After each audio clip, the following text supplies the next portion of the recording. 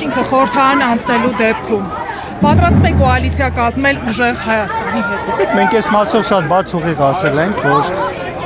մենք պատրաստ ենք մեր ձայները տալ այն ուժի առաջնորդին, ընդդիմադիր բնականաբար, ովքեր առավելագույն ձայն կհավաքեն ընտրություններին։ Այսինքն կաշկանդված։ Ու նույնն էլ ակնկալում ենք նաև այն մյուս ուժերից ընդդիմադիր, ովքեր կհաղթահարեն հանցողիկ շենք։ Այսինքն կաշկանդված չեք լինի ուժեղ Հայաստանի վարչապետի թեկնածու։ Մենք ունենք մեր վարչապետի թեկնածուն, մենք ձգտելու ենք առավելագույն ձայները հավաքել, ձգտելու ենք բացարձակ մեծամասնության, բայց նաև հասկանում ենք, որ շատ հնարավոր է այլ սցենար լինի ու սրա մասին շատ ուղիղ բաց խոսել ենք մեր պայքարին։ Պարոն Քոչարյան, ձեր հայրը երկրորդ նախագահը, շնորհակալություն հոգատարության համար, իր հարցազրույցներում եւ ոդկասթներում պարբերաբար ասում է, որ ինքը կառավարման մեծ փորձառություն ունի, անգամ ճգնաժամային շրջանում պայմաններում կառավարելու փորձառություն ունի, այո։ Եվ ակնարկում է, որ միակ ռեալ տեխնատուն վարչապետի ինքն է, միակ արժանի տեխնատուն, թույլ տվեք ասել, ինքն է, որ պետք է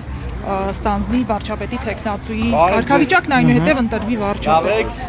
Ուզում եք կանգնեք, որ դուք հետո երևի հետ եք գնալու։ Նախ պատկերացնում եք իրավիճակ, որ ձեր հայրը այդպիսի կառավարման գործով, այդպիսի տվյալներով համաձայնի քվեարկել օրինակ ուժեղ Հայաստանի վարչապետի տեխնատուին, ենթադրում եմ պարոն Նարեկ Կարապետյանը։ Բայց ես